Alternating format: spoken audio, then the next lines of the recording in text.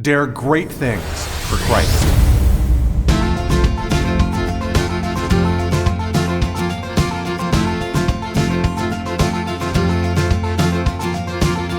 Christ calls us to dare great things. In the marketplace, as well as in the mission field, there has never been a time like the present for the spirit of the Catholic entrepreneur. Now is the time for men and women of great courage and great vision to engage our church and our culture. Now is the time to dare great things. And here is your host as we dare great things, Father Nathan Cromley, the president and founder of the St. John Institute. If there's one common denominator across all societies and all times, it's that human beings have to work. From finding the necessities of survival to advancing technology to a new level. Regardless of the many ways that it can manifest itself, the imperative to work is common to all of us. Does this mean, however, that our lives are constrained? Does this mean, however, that our lives are constrained to difficulty and toil? What about work benefits us and makes us good?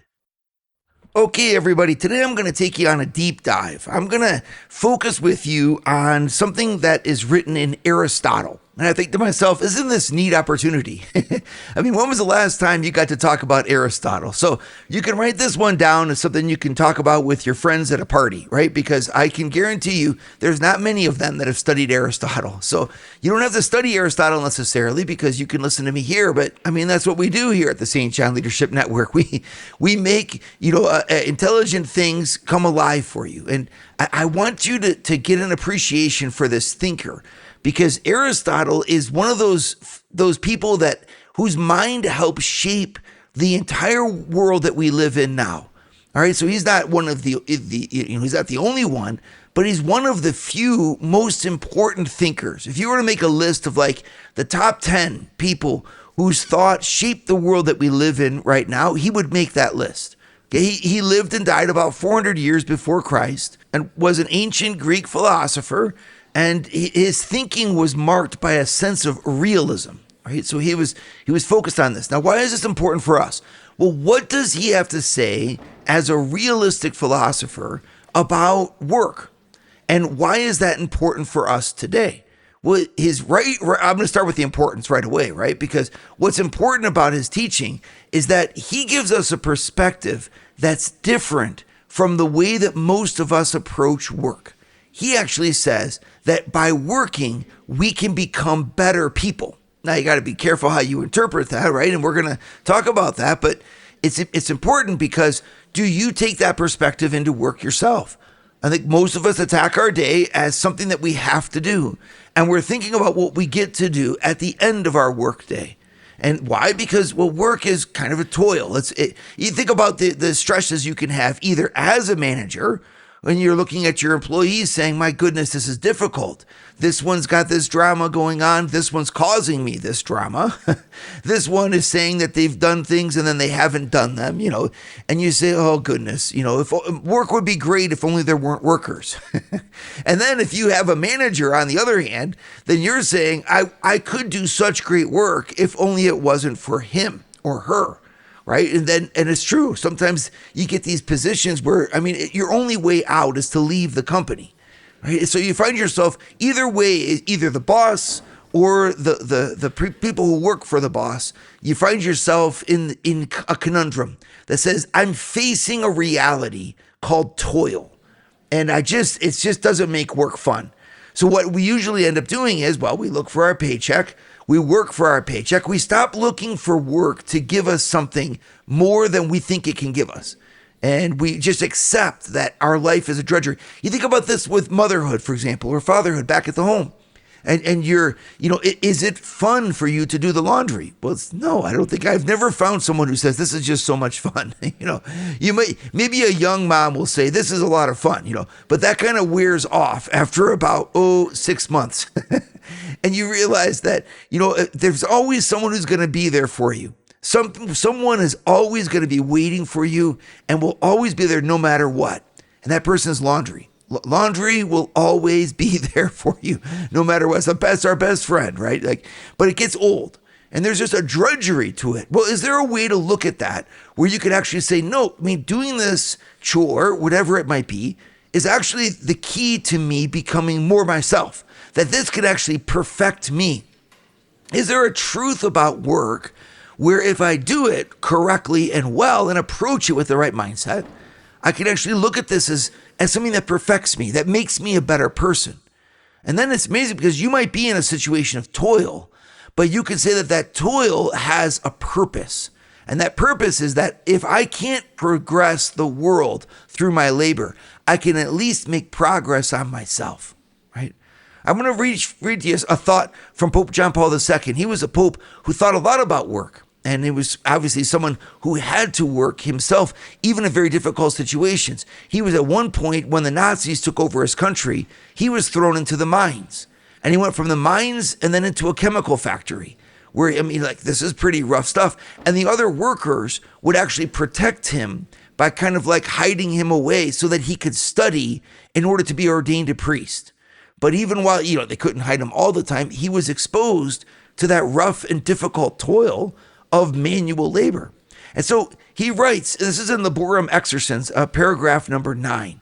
He writes very beautiful about this. He says, sometimes heavy toil will accompany human work. This does not alter the fact that work is the means whereby man achieves that dominion which is proper to him over the visible world by subjecting the earth. Toil is something that is universally known, for it is universally experienced. It is familiar to those doing physical work under sometimes exceptionally laborious conditions. It is familiar not only to agricultural workers who spend long days working the land, which sometimes bears thorns and thistles, but also to those who work in mines and quarries, to steel workers at their blast furnaces, and to those who work in builders' yards and in construction work, often in danger of injury and death. It's true. If you've ever met a roofer at a party or something, you can always ask him, have you ever fallen off a roof? It's funny, but that's actually something that most roofers understand, that they have fallen at one point or another in their career off of a roof. And you say, my gosh, this is a pretty dangerous thing. Yes. And we all have those. And then he goes on, he says, it is familiar to doctors and nurses who spend days and nights at their patient's bedside, of course. It's familiar to women who sometimes, without proper recognition on the part of society or even of their own families, bear the daily burden of responsibility for their homes and the upbringing of children. Toil is familiar to all workers, and since work is a universal calling, it is familiar to everyone, end quote. What a great little summary by the Pope of this condition that work's difficulty presents to us. Now, the question is, what are you going to do about it? Remember what I always say, having problems is not a problem. Having problems with having problems, that's the problem. We are going to experience toil. It is just a part of it. What are you going to do about it? Are you going to stop? Many of us end up saying, well, because work is toil and there's an aspect of drudgery into everything that I do, I'm just going to not do it with my heart. All right, well, if you do that, what happens? Number one, the world is weaker because you don't give your genius to it. Number two, the work is less enjoyable because nobody wants to work with somebody who's just checked out. It's no fun. You're no longer a great colleague to your team at all. You can't exhibit any kind of leadership when your heart is not in it. But then number three, you're cutting yourself off from a marvelous experience where you could become better through work. You said, how is that possible in a world of toil just like that I'm experiencing, or of drudgery or of difficulty? Exactly. You don't feel like it makes you happy. But being happy is more than a feeling. That's the thinking of Aristotle. And that's why I want to go back to Aristotle with you, because he's going to show us a pathway forward where maybe we could actually, instead of allowing our feelings to dictate reality, wouldn't it be marvelous if we let reality dictate our feelings? What if in fact doing authentically good things could make us feel happy? It is possible, and he's going to show us the way. Would you like to hear more from Father Nathan? Join the St. John Leadership Network and receive a 2-minute glance at the gospel every Sunday morning right to your phone. To learn more, go to www.stjohnleadershipnetwork.org/member and join for free today. we all know that work is a challenge, or at least it presents a challenge. I mean, sometimes work is just pure joy. Let's just admit it, But I'm going to focus us in here, not just on the joyful parts, but on the parts that are a real challenge for us.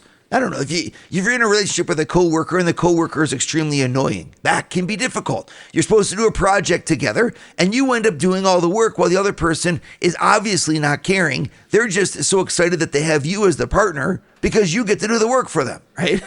Or sometimes just the work itself is just utterly dreadful. I'm thinking of the time when I was a young adolescent and I was gathering chicken eggs by hand in a chicken farm.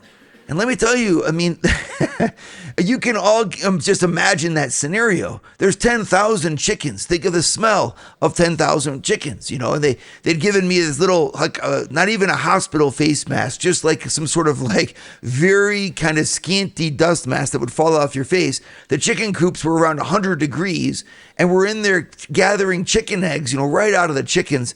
I mean, incredible work, right? Just terrible. I tried my best to make it something positive, and I could not find anything positive about gathering 10,000 chicken eggs, in a 4-hour period, pushing my little cart along, the caged chickens.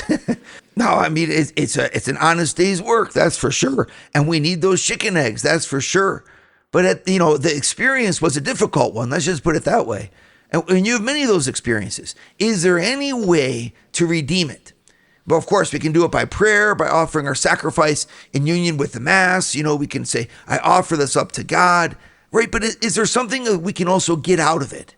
Well, let's just be honest. I mean, sometimes it's really hard. I mean, when you're gathering chicken eggs in the middle of the summer, with no respite, and, it's very difficult. But in most cases, you can. And here's a line from John Paul II again, Laborum Exercens, which is his encyclical on work, 1981. You can find it. And this is paragraph 9. He says something beautiful about this. He says, work is a good thing for man, a good thing for his humanity, because through work, man not only transforms nature, adapting it to its own needs, but he also achieves fulfillment as a human being, and indeed, in a sense, becomes more a human being. And he then goes on to talk about the conditions where sometimes work can actually lower a human being's dignity because it can be abused, etc. But what I want to focus on with you here is what he mentions, that in fact, by working, I can become more a human being. That is John Paul II leaning on the thought of Aristotle. Now, he mentions Thomas Aquinas because he's a pope, and popes usually talk about saints. They don't talk about pagan philosophers quite as much. But in fact, St. Thomas Aquinas is basing his thinking on Aristotle. And that thinking is this, that for Aristotle, right, he says that work actually has 4 different meanings, 4 different senses. Right, so we usually think of it as something that we do as our profession, right? Something that but actually inside of us, the same word, work, can be understood in 4 different ways. And let's go into this with you, right? The first is that it is what he calls a habit. That means that there's a capacity that you have inside of you, right? That is your ability to work. Well, that's already something. It seems like our teenagers are not aware of this. They can wake up at 10 o'clock in the morning and they do nothing, not even get out of their pajamas until it's time to go to bed again, right? Well, they haven't discovered that they have this capacity, this wonderful capacity to go out into the world and change it for the better. Well, that capacity in us is something that we possess as part of our identity, right? So Aristotle develops that. It's part of our identity.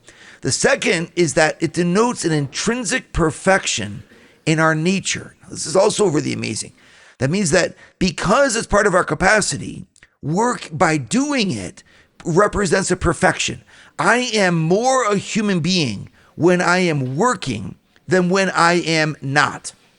All right, now it doesn't mean that there's not other activities that also make you human, like contemplation for Aristotle or study or something like that. But work in itself, according to Aristotle, represents a kind of perfection, right? It's one type of perfection, and there are others, but it's a perfection. It's something that's good. So between someone who says like, I never work, I don't know how to work. Think about it when it comes to cooking. This is a common thing. People say, I don't know how to cook. Well, you kind of scratch your head, because it's one thing if you're, 10 and you don't know how to cook, but when you're 50 and you don't know how to cook, well, it's a choice. It's a choice that you made, And it's kind of, it's not necessarily a positive thing. It's kind of like, well, I'm sorry that you don't know how to do this, which is kind of important for, everyone else in the world to do.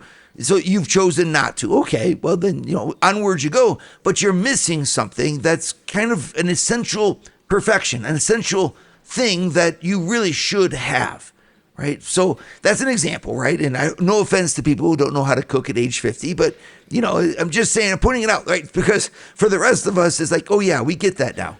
That is a state. Well, when you're doing your profession, recognize that you're growing in that perfection. For you to say, I am a lawyer, is a state of perfection. Now, it doesn't mean that you're absolutely perfect. You can't get any better. It means that you've brought something to a completion inside of yourself that is good, right? This is why it's important to connect this with truth, because the truth about work is that it's a pathway for you to truly become more yourself. And I'm not just making this up, out of the thin air. This comes from the thinking of Aristotle. And his thinking is time tested now for 2,400 years, right? So there's something to it. The third thing that Aristotle says is that this capacity to work is a form of excellence. And by that, he means that it makes a person good. It makes a person good. And that brings us to the fourth point, which is that he then says, well, you know what? It's not his ultimate goodness. Okay, so summarize those 4 points. Basically, work is something that is a capacity that flows from who you are. Secondly, you can look at work as a kind of skill. It's something that you acquire with time, and that is a form of perfection. I'm good at this. Third point is that it makes you good insofar as your ability to do something is a perfection, a type of perfection for who you are. Right? So you as a person have achieved something, not just in your ability to perform a skill, which itself is a type of achievement, a specific part of yourself, but it fulfills a human being to do work to a degree. That's the fourth point, which is not to the ultimate degree, but still in a genuine degree. So I know that can seem really technical, but I think anybody who's working and understands this from the inside, work makes you happy. When you do work well, it makes you happy. And that's what John Paul II was saying. There's a dignity that's achieved by that work. I look, for example, at the folks who are resisting retirement. You say, the time has come now, you can sell your business and then you can move on. And they say, I don't know how to stop working, because if I stop working, what's the point of my life? Now, I'm not saying that that's a good thing by any stretch of the imagination, but I am saying that indicates something. The person's found goodness there. They found fulfillment there. What they need to find is that fourth step by Aristotle that says yes, and that fulfillment is not ultimate, which is why retirement is actually important. You're always going to work. You need to do the garage, you need to paint the house, you need to volunteer for other associations. There's all kinds of things. But you need to discover that ultimate part of who you are, which needs to be perfected by something greater than work, by love. Would you like to start your Thursday mornings with a scriptural leadership lesson? Join the St. John Leadership Network, where Father Nathan hosts a 30-minute call at 6:30 a.m. in all 4 U.S. time zones. To learn more, go to www.stjohnleadershipnetwork.org/member and join for free today. So we've looked really deeply here at what Aristotle and Pope John Paul II have to say about the nature of work as it reflects on the worker. And that is that work is actually a blessing, because through it, the human being is able to find a perfection, reach a kind of culmination. It is a good thing to say that you are a doctor. It is a good thing to say that you are a good dad, right? Well, that being a good dad is more than love. Being a good dad means playing baseball, and it means leading the family at prayer, and it means organizing the day, and it means all kinds of things, right? So you have to do a type of work on the outside, transforming the world in order for you to be a good dad, right? So, or to be a good welder, or to be a good roofer, or whatever it is that you do, that capacity to transform the world is actually a state of perfection, a kind of perfection inside of the human person. And we went on to say it's just not the ultimate perfection, and that we need to take that journey towards the ultimate. That's the thinking of Aristotle. And so I'm glad you were able to, he's amazing to go back in antiquity. That's one of the neat things about, our Christian tradition is that it stretches now over 2,000 years, and then it has its roots even in the thought of antiquity, which is just amazing blessing. The problem is work doesn't always feel that way. And in fact, the culture around us, sometimes it depends on what, your situation, but in many situations, the culture of people that are around us are not really pro work. You can think, for example, of the different practices that can happen in where the group think of a certain group of workers is that if we unite together, we can then dictate terms of work that encourage laziness, or that it actually don't stress the quality of the work. I remember just one example from my adolescence when I was working on a roofing crew and as a roofer. And I remember that we would take a break. We would take a break in the morning and take a break in the afternoon. Yes, but when does that break start? Well, you would think that break starts at a certain time and finishes at a certain time. But then that's not fair because it takes the whole crew has to get down off of the roof one by one on the ladder out of safety concerns. You can't have more than one person on a ladder. So, that takes time. Well, so the dictate that we determined was the break time starts when the last guy gets there. Well, sometimes that would actually double the break time. So instead of a 15-minute break, it would actually be a 30-minute break because all of us began the break effectively when, the work stopped, but the timer didn't start on the break until the last man arrived at the table.